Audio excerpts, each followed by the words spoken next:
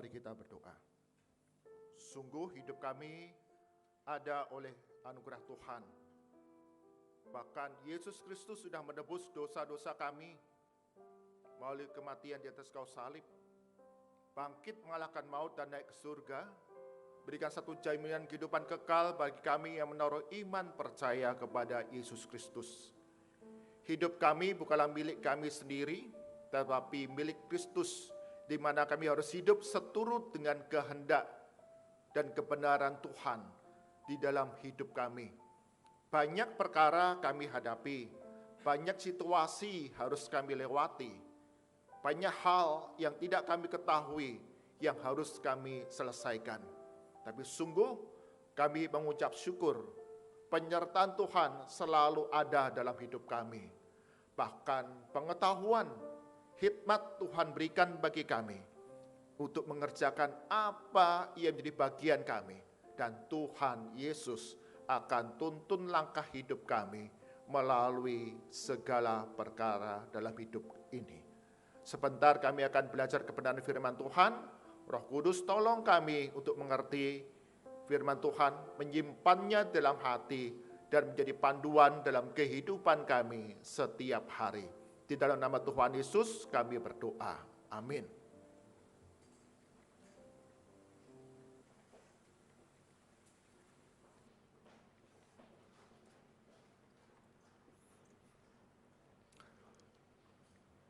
Shalom. Di sepanjang bulan November ini kita akan belajar bagaimana hidup seturut dengan kehendak Tuhan di tengah berbagai perkara yang sedang kita hadapi saat ini. Banyak hal kita alami, banyak pengalaman-pengalaman baru yang kita hadapi. Bahkan sesuatu yang belum pernah terjadi dalam hidup kita sekarang pun mengalami. Khususnya dalam masa pandemi ini. Kita tidak pernah menduga, kita tidak pernah mengetahui bahwa kita akan menghadapi masa-masa yang sulit, di mana kemudian kita boleh mengingat bahwa penyertaan Tuhan itu begitu sempurna dalam kehidupan kita, tetapi ada bagian pula yang harus kita kerjakan, kita lakukan. Hari ini kita belajar sebuah tema, yaitu apakah pengetahuan, pengetahuan itu apakah layak untuk dicari? Bagian firman Tuhan dari perenungan kita pada pagi hari ini diambil dari kitab 2 Petrus. 2 Petrus pasal yang pertama ayat ke-6, ayat ke-5, ke-6 dan ke-7 ya. 2 Petrus pasal 1 ayat 5 hingga ke-7. Demikian firman Tuhan, saya akan membacakan untuk setiap kita semua. Justru karena itu, kamu harus dengan sungguh-sungguh berusaha untuk menambahkan kepada imanmu kebajikan, dan kepada kebajikan pengetahuan, dan kepada pengetahuan penguasaan diri, kepada penguasaan diri ketekunan, dan kepada ketekunan kesalehan, dan kepada kesalehan kasih akan saudara-saudara, dan kepada kasih akan saudara-saudara kasih akan semua orang. Amin. Pada hari Selasa, tanggal 28 September 2021, Behan Mutlu beserta dengan istri dan teman-temannya, mereka pergi rekreasi. Mereka pergi ke sebuah hutan di dikatakan distrik İnegöl, Turki. Mereka mengadakan pesta di tepi hutan itu. Makan bersama, minum bersama, bersukacita bersama untuk merayakan satu teman yang naik pangkat, naik jabatan. Maka mereka berpesta di tepi sebuah hutan. Mereka memakan segala hal yang sudah mereka persiapkan, bahkan minum minuman yang ada. Dan ada minuman keras di situ yang memabukkan. Demikian juga Behan Mutlu, kemudian mereka makan bersama-sama dengan teman-temannya. Dan tak lupa dia juga minum minuman keras, sehingga dia menjadi mabuk. Dalam keadaan mabuk, tidak dapat menguasai diri, tidak dapat berpikir dengan baik, dengan jernih, dengan sempurna, maka kemudian Behan Wutlu dengan kondisi yang mabuk, dia berjalan-jalan di tepi hutan itu. Dan secara tidak sadar, karena dalam kondisi mabuk, tidak dapat berpikir dengan baik, dia kemudian berjalan masuk ke dalam hutan. Sampai akhirnya dia jatuh, tidak sadarkan diri karena mabuk. Beberapa jam kemudian dia bangkit, dia sadar, tetapi belum sepenuhnya dia memiliki kesadaran. Masih merasakan pusing pengaruh dari mabuk minuman keras yang dia nikmati. Tetapi dia berusaha untuk dapat menjumpai istri dan teman-temannya. Dalam kondisi mabuk, dia berjalan dan akhirnya dia sampai ke tepi hutan. Dan dilihat di sana ada tim SAR. Dia bertanya kepada salah seorang anggota tim SAR itu, apa yang sedang kamu lakukan? Kami sedang mencari orang yang hilang. Wah, Wutlu merasa senang, saya selamat, saya berjumpa dengan orang tim SAR. Saya sudah pasti akan diantar sampai di rumah dengan selamat. Maka dia berkata kepada anggota tim SAR itu, kalau begitu saya ikut kamu ya. Sudah ketemu tim SAR, tidak bakalan dia akan tersesat. Maka dia berpesan, dia bilang, aku ikut ya untuk cari orang yang hilang itu. Maka kemudian bersama dengan tim SAR, mereka menyusuri jejak orang yang dicari tersebut ke titik-titik di mana sesuai dengan petunjuk dari pelapor. Bahkan sampai di titik terakhir, orang yang dilaporkan hilang itu nampak. Mereka tidak menjumpai tanda-tanda orang yang dicari itu ada di tempat tersebut. Maka tim SAR memutuskan untuk memecah ke dalam beberapa kelompok untuk mencari orang yang hilang tersebut. Saat menyusuri tidak ada tanda-tanda keberadaan orang yang hilang ini. Sampai di titik terakhir disinilah dikatakan orang yang hilang itu nampak. Tetapi kelihatannya juga tidak ada tanda-tanda. Maka baiklah, kita kemudian berpencar dalam beberapa kelompok. Kita teriakkan namanya, semoga dia mendengar.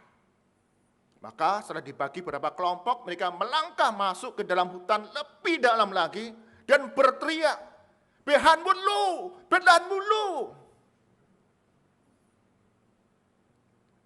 Behan Wutlu yang masih agak pening itu kemudian menjawab dengan polos, ya saya di sini. Saya di sini. Ternyata istri dan teman-temannya melaporkan Wutlu itu hilang. Setelah berulang kali mereka menghubungi ponselnya, HP-nya tidak pernah dijawab, tidak pernah diangkat. Beberapa jam dihubungi tidak ada, dicari tidak ketemu. Dan melaporkan kepada tim SAR. Dan ternyata Behan Wutlu, dia ikut tim SAR yang mencari orang yang hilang tanpa menyadari bahwa korban yang dicari adalah dirinya sendiri. Jemaat dikasihi Tuhan, peristiwa ini mengajarkan kepada kita pengetahuan dan hikmat daripada Tuhan itu penting di dalam menghadapi situasi-situasi yang sulit dalam kehidupan kita. Memiliki pengetahuan dan hikmat daripada Tuhan itu penting bagi kita dalam menghadapi segala sesuatu yang tidak pernah kita ketahui, tidak pernah kita duga, dan sekarang itu kita sedang menghadapinya. Wutlu, dia karena mabuk tidak dapat memakai rasio pikirannya dengan tepat. Dia tidak dapat menguasai dirinya. Dia tidak dapat menggunakan hikmat daripada Tuhan untuk mengambil tindakan-tindakan yang tepat ketika dia berpesta dengan istri dan rekan-rekannya. Hanya mencari kesenangan diri, hanya memuaskan diri sendiri, dan tidak lagi menjadi waspada akan kesulitan-kesulitan yang dihadapi. Bapak, Ibu, saudara-saudara yang terkasih dalam Tuhan Yesus, kita orang percaya, Tuhan berikan kepada kita pikiran, rasio, untuk kita dapat memperoleh pengetahuan, memperoleh ilmu, memperoleh informasi, memiliki keterampilan, kepintaran, keahlian yang berguna bagi kehidupan kita. Dan pertolongan dari hikmat Tuhan akan membantu kita segala hal yang kita hadapi, kita punya respon yang tepat, yang baik. Seorang jemaat ketika dirawat di rumah sakit, seorang ibu, karena penyakit yang dideritanya, dia diinfus, terbaring lemah, dan dokter sedang mendiagnosis penyakitnya. Dan yang kemudian selanjutnya diketahui dia harus menjalani operasi karena ada benjolan di bawah ketiaknya. Nah, tapi kondisinya sangat lemah, maka kemudian dia diinfus. Maka datanglah saudara seiman. Dia datang dan kemudian, kamu harus punya iman yang kuat, percaya Tuhan Yesus, kamu sembuh. Kamu harus punya iman kepada Yesus Kristus, tabib yang ajaib itu, kamu akan disembuhkan. Sambil berkata itu, kemudian dia berkata, saudara seiman ini, ya, kamu sudah sembuh. Kemudian infusnya dicabut, Bapak Ibu. Ya. Tim hamba Tuhan menjadi kaget. Ya. Karena tiba-tiba infusnya itu dicabut selang infusnya. Percaya Tuhan Yesus, sembuh. Tentu kemudian menjadi panik. Kalau infus itu dicabut sendiri, apa yang terjadi Bapak Ibu? Kan udara bisa masuk ke dalam pembuluh darah, ya kan? Itu sangat berbahaya. Tapi saudara seiman ini dengan yakin, yang penting percaya. Tapi dia melupakan ada hikmat, ada pengetahuan yang Tuhan berikan kepada setiap orang percaya untuk kita dapat melakukan bagian kita, dan Tuhan yang akan memberikan kesembuhan, pemulihan.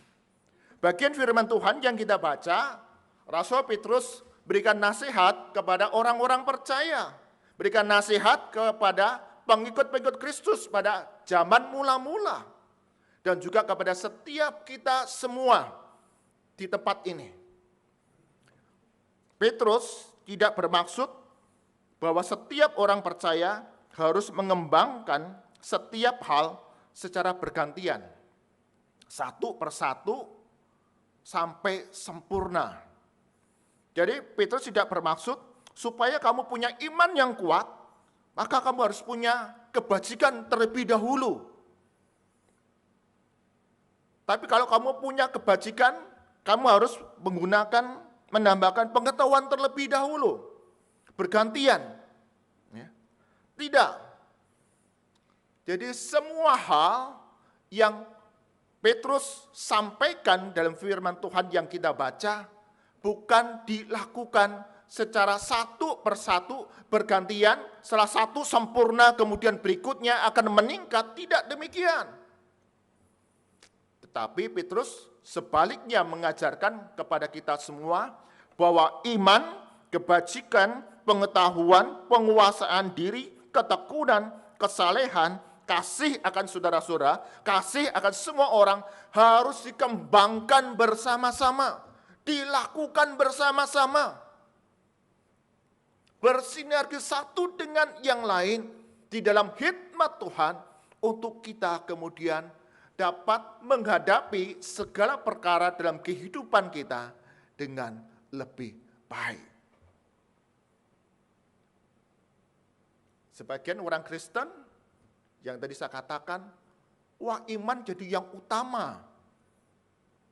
Tapi kemudian kebajikan, kesalehan, pengetahuan, penguasaan diri menjadi tidak diperhatikan secara seksama, secara sungguh-sungguh.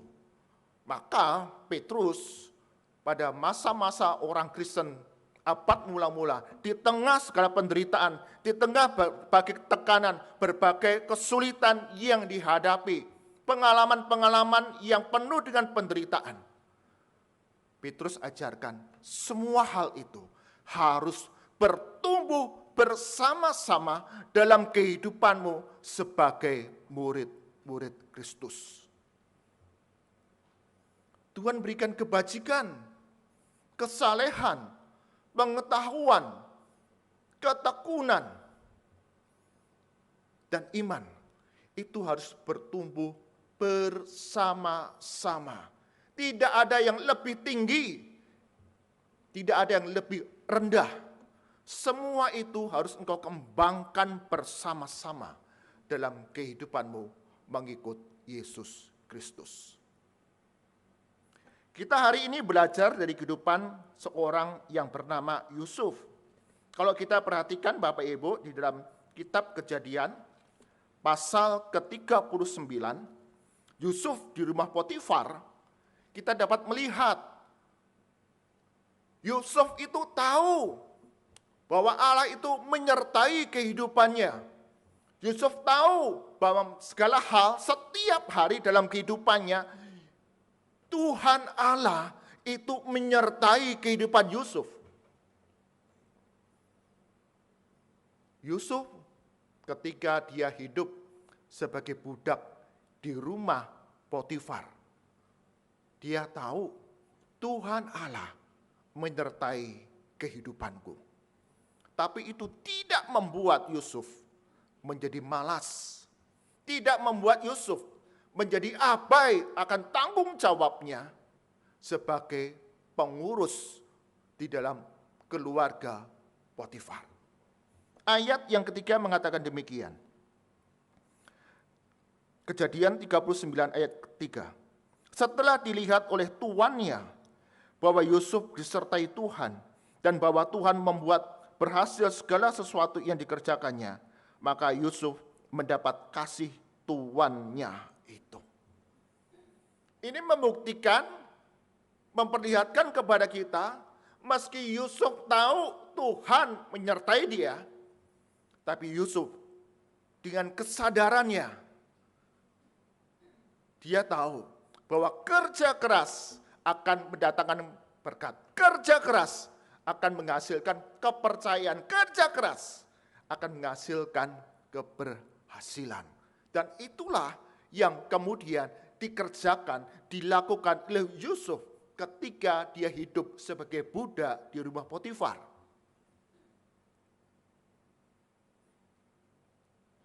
Dan ketika dia hidup sebagai budak di rumah Potifar, ternyata ada godaan dari istri Potifar. Sekali lagi, Yusuf mengetahui bahwa Allah yang dia sembah adalah Allah yang Maha Kudus. Dia mau setiap kaum pilihannya tidak melakukan dosa, tidak melakukan hal-hal yang mendukakan hati Tuhan.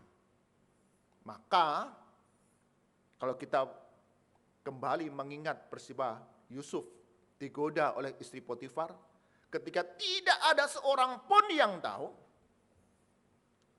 tapi Yusuf mengetahui Allah adalah Allah yang Maha Kudus.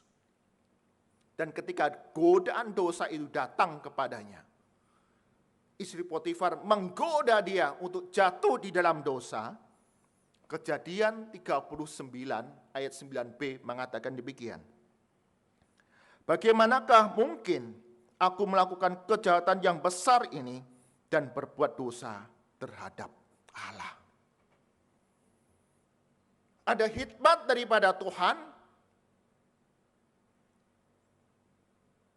tetapi juga ada rasio, pikiran, di mana Yusuf ketika menghadapi hal yang baru, hal yang tidak pernah dia hadapi sebelumnya, yang tidak pernah dia ketahui sebelumnya, dengan hikmat daripada Tuhan dan pertimbangan dari pengetahuan yang dia miliki, Yusuf kemudian berani mengambil keputusan untuk menolak godaan dari istri Potifar. Jadi pengenalan kita kepada Tuhan harus kemudian dinyatakan dalam tindakan kita melalui segala pengetahuan, rasio, pikiran yang Tuhan berikan kepada kita.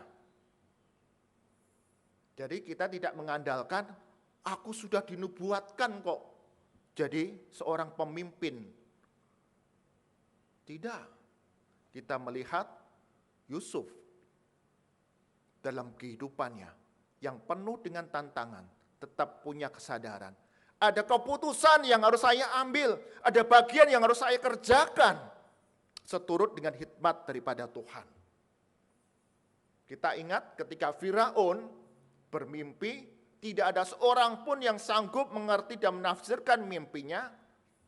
Ketika Yusuf dibawa ke hadapan Firaun, Yusuf berkata bahwa Allah lah yang memberikan kemampuan kepadaku untuk mengerti dan menafsirkan mimpi. Bahwa engkau akan mengalami 7 tahun kelimpahan dan kemudian 7 tahun masa kelaparan.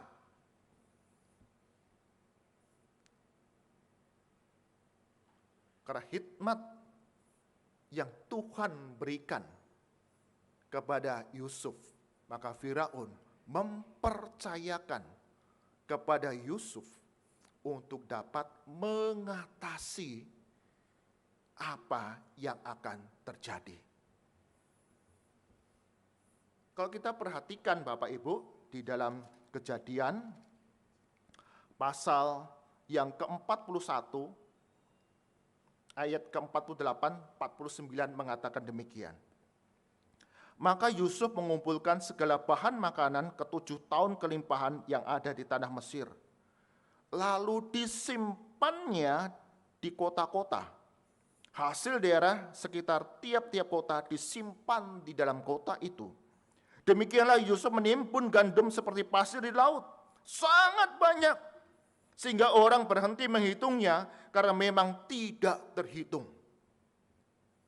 Berapa lama bahan makanan dapat bertahan, Bapak Ibu?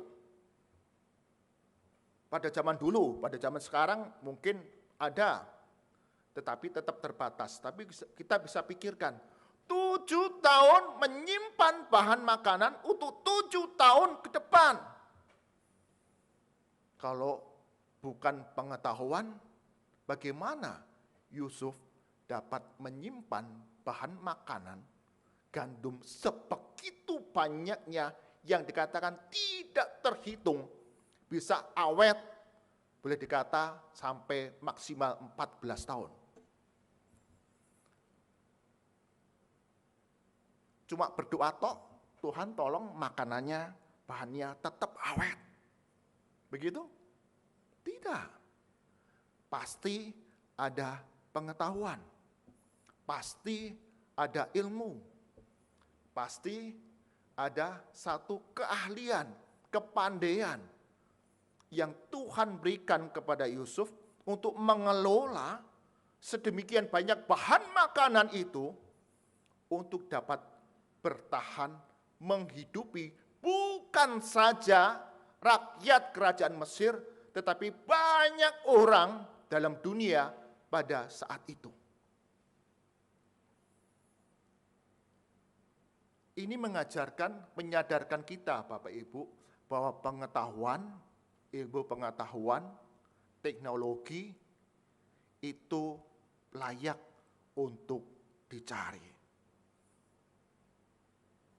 Dengan pertolongan daripada hikmat Tuhan, maka segala potensi yang kita miliki, kepandaian kita, ilmu kita, pengetahuan kita akan efektif berguna bagi kita dan banyak orang yang ada di sekitar kehidupan kita.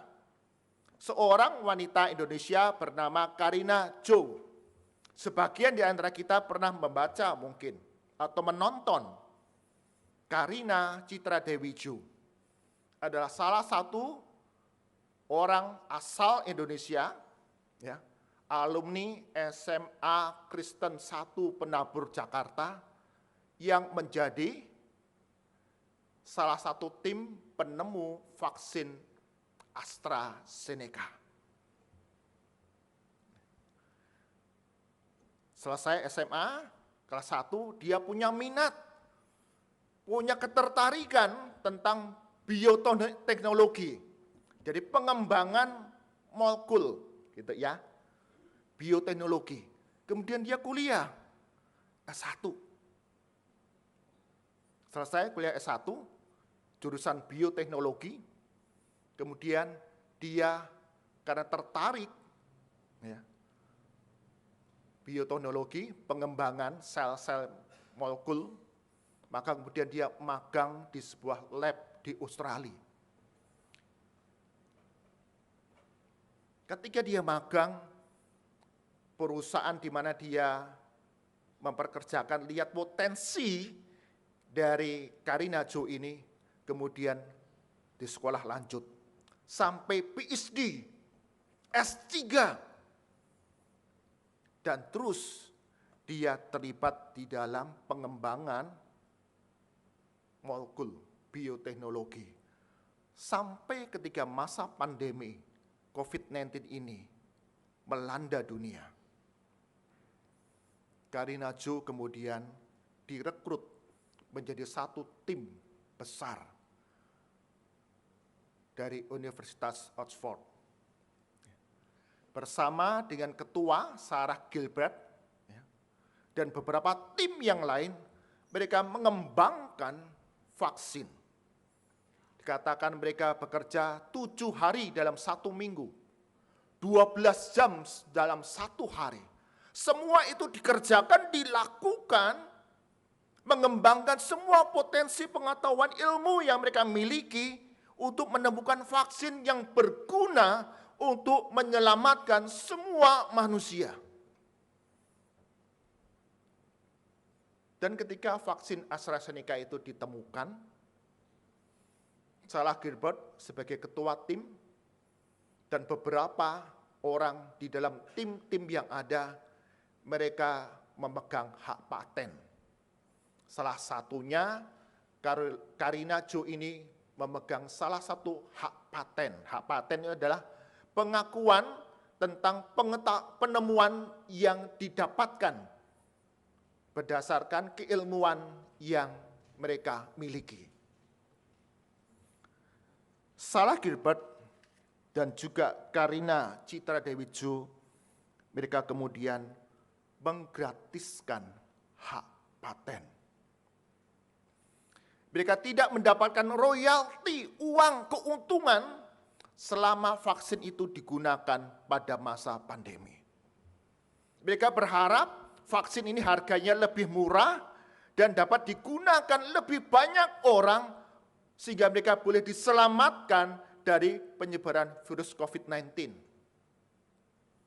Sampai akhir Juli 2021 dikatakan lebih dari 600 juta vaksin sudah dibagikan kepada 170 negara. Kalau mau ambil untung, Bapak Ibu, yang sekarang sedang rame dibicarakan, ada perusahaan-perusahaan yang mengambil untung di tengah masa pandemi ini. Punya ilmu, punya pengetahuan, punya kemampuan manajerial, tapi hanya untuk keuntungan diri sendiri. Hanya untuk kesenangan diri sendiri. Ada terjadi di Indonesia. Ya, dulu ketika awal-awal pandemi, kita mencari masker, ada sekelompok orang dengan kemampuan marketingnya memborong barang-barang masker dan dijual lebih tinggi untuk keuntungan diri sendiri, tidak melihat akan kebutuhan dan keselamatan orang lain. Ilmu yang tinggi, kepandian yang tinggi harus dibarengi dengan pengenalan akan Tuhan. Permulaan pengetahuan adalah takut akan Tuhan. Dan itulah yang harus menjadi dasar kehidupan kita hari demi hari sebagai murid Kristus. Tuhan karuniakan kepada kita banyak potensi. Setiap kita punya potensi yang berbeda satu dengan yang lain. Punya keterampilan yang berbeda, kepandian yang berbeda, ilmu yang berbeda, kemampuan pengetahuan yang berbeda. Karena itu Petrus menasihatkan kepada kita untuk bertumbuhlah bersama-sama semua itu dalam hikmat Tuhan. Sehingga kehidupan kita boleh menjadi berkat buat diri sendiri dan orang-orang yang ada di sekitar kita bagi kemuliaan nama Tuhan. Amin. Mari kita berdoa.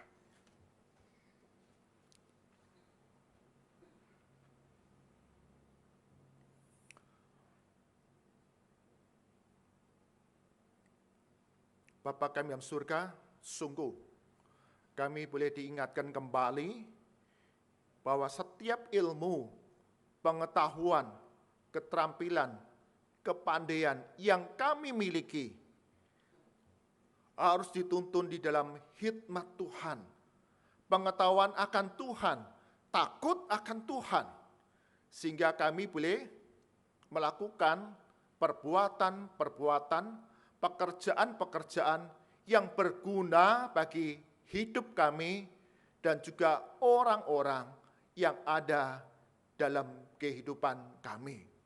Ampuni apabila acap kali kami tergoda untuk mengambil keuntungan di dalamnya, untuk kesenangan, kepuasan diri kami pribadi, dan kami mengabaikan kebutuhan orang-orang yang ada di sekitar kami. Hari ini kami boleh diingatkan kembali, pengetahuan, ilmu, teknologi layak untuk dicari, untuk dikembangkan dalam hikmat Tuhan, untuk berguna bagi kami dan banyak orang. Bahkan di dalam kehidupan di tengah pandemi ini, kami melihat ada pribadi-pribadi yang Tuhan pakai, memiliki pengetahuan ilmu yang berguna bagi keselamatan umat manusia. Bahkan Tuhan berikan hikmat dengan kasih, tidak mengambil keuntungan untuk pribadi, keuntungan bagi kelompoknya, tetapi berharap melalui apa yang dikembangkannya boleh memberikan keselamatan, pemulihan, kesehatan bagi banyak orang. Ini menjadi satu teladan dalam kehidupan kami sebagai murid Kristus. Tuhan berikan kepada kami beraneka kemampuan, potensi, pengetahuan, keterampilan, kepandaian untuk dapat kami kembangkan dalam kehidupan kami. Dan itu bermanfaat bukan saja bagi diri kami sendiri, tetapi bagi banyak orang dengan pertolongan dari Tuhan. Kami serahkan ya Tuhan setiap jemaat-Mu di tempat ini. Kami ada satu tubuh Kristus untuk saling memperhatikan, saling mengasihi, saling membangun, saling menyembuhkan dan menghiburkan satu dengan yang lain melalui potensi karunia yang Tuhan berikan bagi kami. Kami rindu hari demi hari kehidupan berjemaat di GKI Kenari ini terus bertumbuh menjadi jemaat yang saling mengasihi, saling memperhatikan, mendatangkan kebaikan, sehingga gereja ini mengalami perkembangan. Berikan hikmat ya Tuhan, bagi segenap hamba Tuhan, majelis dan pengurus komisi, di dalam menyusun program pelayanan tahun 2022, kami rindu segala hal, pengetahuan kami, ilmu kami, potensi kami dapat terapkan di dalam gereja ini, dalam setiap kegiatan pelayanan yang ada untuk membawa pertumbuhan bagi gereja Tuhan. Sehingga setiap program-program yang disusun sungguh boleh menjadi berkat bukan saja bagi jemaat, tetapi bagi banyak orang yang ada di kota kudus ini. Bagi kami yang sakit, dalam nama Tuhan Yesus, Engkau sembuhkan, pulihkan kami melalui bagian-bagian yang harus kami kerjakan, kami lakukan. Bagi kami yang berduka, kesepian, Tuhan Yesus berikan penghiburan yang sejati daripadamu. Karena penghiburan dari manusia sungguh terbatas, biarlah Roh Kudus yang terus memberikan kekuatan kepada setiap kami. Bagi kami yang bergumul, melangkah dalam beban berat dalam hidup kami, Tuhan berikan hikmat, pertolongan, kekuatan daripada Tuhan.